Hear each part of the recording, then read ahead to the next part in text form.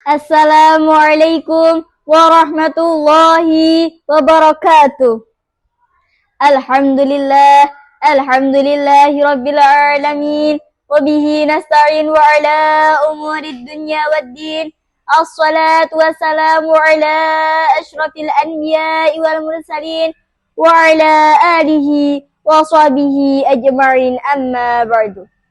Yang terhormat para Dewan Juri Dai Daiyah 2 seprovinsi Lampung tahun 2025 dan teman-teman yang insya Allah dirahmati oleh Allah Subhanahu wa Ta'ala. Pertama dan yang paling utama, marilah kita mengucapkan rasa syukur kehadirat Allah Subhanahu wa Ta'ala, karena dengan rahmat dan nikmatnya kita bisa berpartisipasi dalam ajang lomba Dai Daiyah ini. Salawat serta salam tetap tercurahkan kepada junjungan kita Nabi Agung Muhammad Sallallahu Alaihi Wasallam.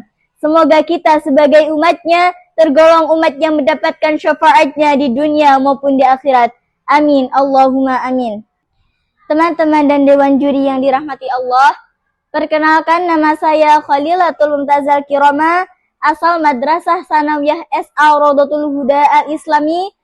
Pada kesempatan kali ini, saya akan menyampaikan tentang meneladani perjuangan dakwah Rasulullah Sallallahu Alaihi Wasallam yang penuh dengan kelembutan. Teman-teman dan Dewan Juri yang dirahmati Allah, pada zaman Rasulullah Sallallahu Alaihi Wasallam ribuan tahun yang lalu, pada awal penyebaran Islam, dakwah itu butuh perjuangan untuk menjaganya dan butuh kewaspadaan dalam penyebarannya. Tahapan dakwah Rasulullah ada dua. Yang pertama sirriyah dan yang kedua jahriyah. Yang pertama sirriyah atau sembunyi-sembunyi. Tahapan ini bertujuan agar penduduk Mekah tidak dikagetkan dengan sesuatu yang baru yang dibawa oleh Rasulullah dan bisa saja memancing emosi mereka. Inilah letak kebijaksanaan Rasulullah, di mana saat awal penyebaran Rasulullah bisa langsung terang-terangan, namun Rasulullah tetap memilih sembunyi dahulu, karena Rasulullah tidak ingin kedamaian kaum Quraisy pada saat itu terusik. Teman-teman dan Dewan Juri yang dirahmati Allah, tahapan yang kedua yaitu jahriyah atau terang-terangan. Tahapan ini dilakukan oleh Rasulullah di depan mereka, di depan khalayak ramai, menghancurkan kebatilan, membinasakan kemusyrikan, dan juga merobohkan berhala-berhala yang ada di kota Mekah. Apa reaksi mereka dalam hal itu? Intimidasi, pemaksaan, penyiksaan, bahkan pembunuhan mereka lakukan secara terang-terangan dan juga kejam. Bagaimana reaksi Rasulullah? Rasulullah tidak membalas kekejaman dengan kekejaman, kebencian dengan kekejian. Bahkan Rasulullah berlaku sebaliknya. Rasulullah berdakwah secara lembut, sopan, empati, bahkan menghormati kepada orang yang membenci beliau. Ada satu kisah masyhur, yaitu saat Rasulullah seusai perang dan masih beristirahat duduk di bawah pohon. Datanglah seorang bernama Du'sur bin Haris. Setelah dekat dengan Rasulullah, Du'sur langsung menghunuskan pedangnya di atas kepala Rasulullah dengan lantang berkata, "Siapa yang akan menolongmu sekarang, wahai Muhammad?" Dengan lembut Rasulullah menjawab, Allah Subhanahu wa Ta'ala. Seketika tubuh Du'sur langsung gemetar, rasa takut menguasai dirinya, sehingga pedangnya pun terjatuh. Pedang itu diambil oleh Rasulullah dan juga menghunuskannya kepada Du'sur. Siapa yang akan menolongmu sekarang, wahai Du'sur? Dengan takut Du'sur menjawab, tidak ada ya Muhammad. Setelah itu, apakah Rasulullah membunuh Du'sur seperti yang akan Du'sur lakukan? Tidak. Rasulullah justru memeluk Du'sur, mengajak Du'sur duduk, dan bahkan memaafkan dan juga mendoakan kebaikan untuk Du'sur. Disitulah hati Du'sur tersentuh, dan setelah itu Du'sur pun menyatakan maksud Islam. Karena dia pemimpin suatu kaum, kaumnya pun mengikutinya masuk agama Islam secara berbondong-bondong. Subhanallah. Teman-teman dan Dewan Juri yang dirahmati Allah, berdakwah dengan kelembutan. Kita harus bisa melakukan itu karena telah dicontohkan oleh Rasulullah Sallallahu Alaihi Wasallam.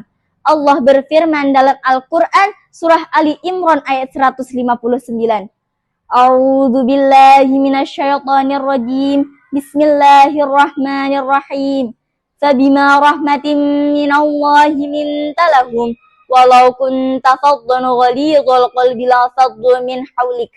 Berkat rahmat Allah, engkau bersikap lemah lembut terhadap mereka. Sekiranya engkau bersifat keras dan berhati kasar, niscaya mereka akan menjauhkan diri dari sekitarmu. Teman-teman dan dewan juri yang dirahmati Allah, dakwah dengan kelembutan adalah kunci agar pesan dakwah kita lebih mudah diterima. Karena dengan sifat keras, maka itu akan menjauhkan orang dari sekitar kita. Oleh karena itu, kita bisa memanfaatkan teknologi untuk berinteraksi dengan baik agar dakwah lebih menyentuh hati dan bisa membawa kesan yang positif. Karena masyarakat sekarang cenderung lebih mengutamakan ego, urusan duniawi, logika yang meledak-ledak, mudah tersulut emosi, dan juga mudah terprovokasi. Dan hal-hal itu seperti sudah menjadi tren masyarakat saat ini. Oleh karena itu, berdakwah dengan lembut, merangkul dengan cinta kasih, dan mengajak dengan penuh empati adalah keniscayaan. Karena dengan itu, masyarakat akan terasa nyaman, terlindungi, dan juga akan lebih terbuka untuk menerima apa yang kita sampaikan. Teman-teman dan dewan juri yang dirahmati Allah, penutup dari saya bahwa dakwah itu mengajak, bukan mengejek, mendidik, bukan menghardik, menyayangi, bukan menyaingi, dan dakwah itu adalah berempati, bukan membenci. Kita sebagai pelajar dan santri harus berilmu amaliyah dan beramal ilmiah. Jangan mudah menyerah dan berkeluh kesah. Sekian dari saya, mohon maaf atas segala kekurangan, semoga bermanfaat bagi kita semua. Saya akhiri, wallahul muwafiq ila aqwamit thoriq. Wassalamualaikum warahmatullahi wabarakatuh.